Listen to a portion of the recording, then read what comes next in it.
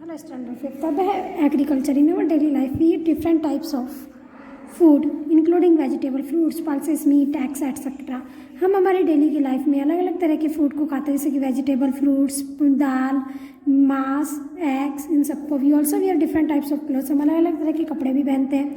We get all things from the plants and animals. हम ये सारी चीज़ें जानवरों से और पौधों से पाते हैं. To get this things a large number of plants and animals are needed. इन सब चीज़ों को पाने के लिए हमें ज़्यादा मात्रा में पौधे और जानवर चाहिए. The mass production of plant and animals for food and other purpose is called the agriculture. Plants और एनिमल्स का ज़्यादा मात्रा में उत्पादन खाने के लिए और दूसरे पर्पज़ के लिए क्या कहलाता है? एग्रीकल्चर या खेती कहलाता है. Here we are only discussing the agriculture activity related to plants. हम यहाँ पर ओनली प्लांट से रिलेटेड एग्रीकल्चर एक्टिविटीज़ को पढ़ रहे हैं. Various stages of agriculture are as follows. बहुत सारे स्टेजेस होते हैं जो एग्रीकल्चर के होते हैं, जैसे कि दिया हुआ है. फर्स्ट है प्लॉइंग, यानी कि हल जोतना. It helps to loosen the soils. हल चलाने से क्या होता है कि मिट्टी जो होती है वो क्या हो जाती है? हल्की हो जाती है. मैन्योरिंग, खाद देना. Manure is added to the provide nutrient to the soils. Manuring, खाद देने से क्या होता है कि मिट्टी को क्या मिलते हैं? न्यूट्रिएंट मिलते हैं. Sowing seeds, plant grow from seeds. बीज बोना.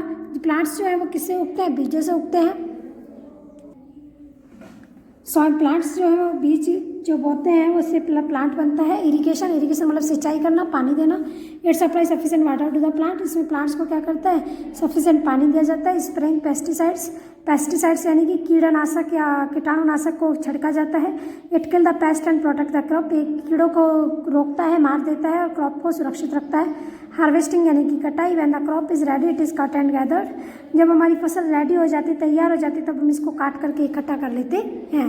तो ये सारी क्या होती है? स्टेप बाय स्टेप काम होता है खेती में. Plants of some same kind grown on a large scale at a particular place during a particular time are called a crop.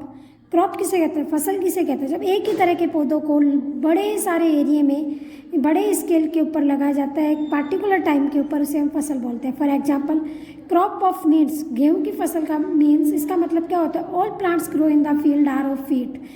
खेत में जितने भी पौधे उगाए गए हैं वो सब किसके हैं? गेहूं के हैं. The soil of A particular place and the season affect the growth and development of the crops. मिट्टी जो होती है किसी जगह की और वहाँ का मौसम जो है वो किसके ऊपर इफेक्ट करते हैं? किसके ऊपर प्रभाव डालते हैं?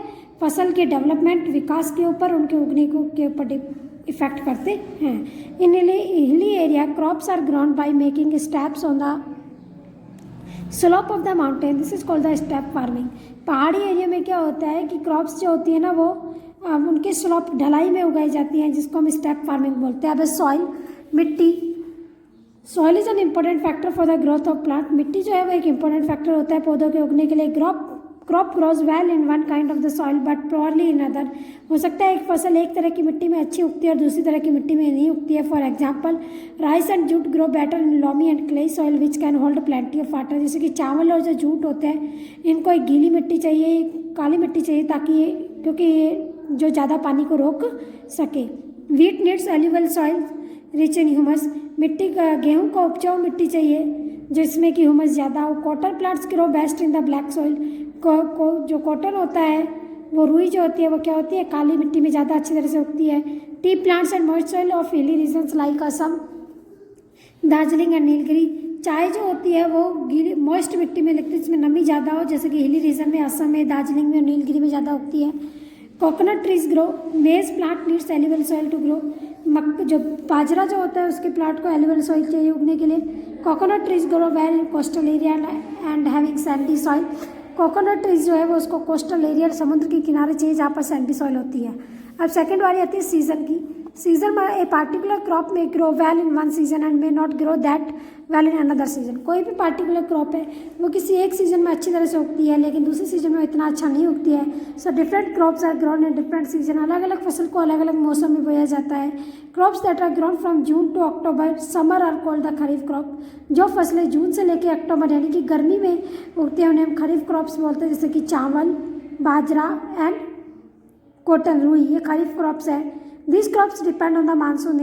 ये जो फसलें हैं मानसून, बरसात के ऊपर डिपेंड करती हैं.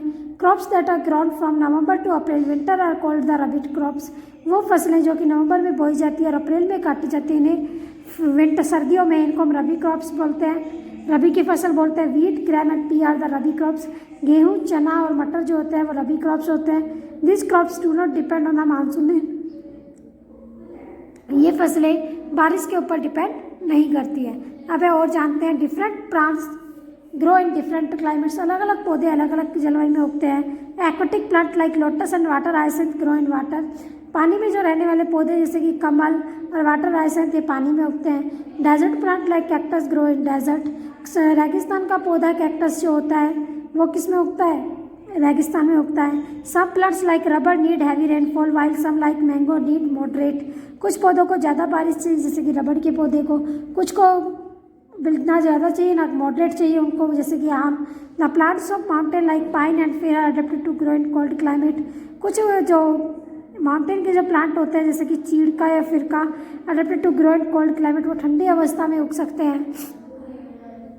The coconut trees are adapted to damp and moist climate. नारियल का जो पेड़ होता है उसको डैम्प और मॉइस्ट क्लाइमेट चाहिए।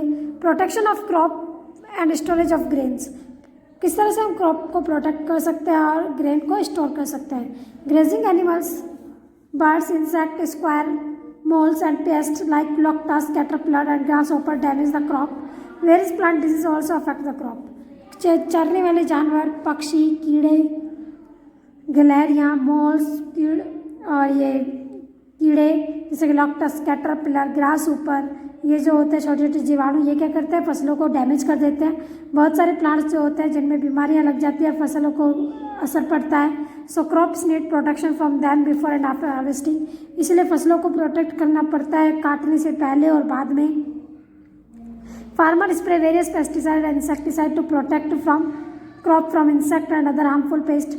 जो किसान जो होते हैं बहुत सारे कीटनाशक और कीटाणुनाशक दवाइयों को डालते हैं कीड़ों को मारने के लिए और कीटों को मारने के लिए। They protect the crop from grazing animal by proper fencing.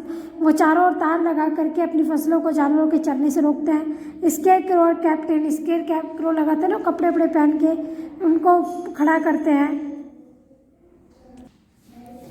Square crow are kept in the crop field to scare away birds. Birds को दूर भगाने के लिए स्केयर क्रो को लगाता है। Grains and seeds should be stored properly after harvesting the crop. और फसलों को काटने के बाद उनको अच्छी तरह से प्रॉपर्ली स्टोर किया जाता है ताकि उनके अंदर कीड़ा ना लगे। अब नर्सरी, जहाँ पर छोटे छोटे पौधे लगा करके बेचा जाता है। Different types of plant are grown in nursery. अलग अलग तरह के पौधों को नर्सरी में उगाया जाता है। Favourable growth condition are provided to the plant in nursery. Nursery में क्या करता है? पौधों को फेवरेबल कंडीशन प्लांट प्रोवाइड कराता है। स्मॉल प्लांट्स और sapling are grown in nursery and then they provide sufficient amount of water, nutrient, light air and adequate temperature. कुछ प्लांट्स को और उनके जो छोटे छोटे पौधे होते हैं उनको नर्सरी में उगाया जाता है। उनको सफिशिएंट पानी, न्यूट्रिएंट, लाइट एयर और एडिक्वेट टेम्परेचर दिया जाता है। Superior quality of plants are produced by various technique. सबसे अच्छे जो पौधे होते हैं उनको स्पेशल टेक्निक से उगाया जाता है सच एज ग्राफ्टिंग और लेयरिंग से। Very rare and exotic plants are grown in the nursery. जो पौधे बहुत कम बच्चे हैं और जो एक्जोटिक है, खत्म होने वाले हैं, उन पौधों को नर्सरी में उगाया जाता है।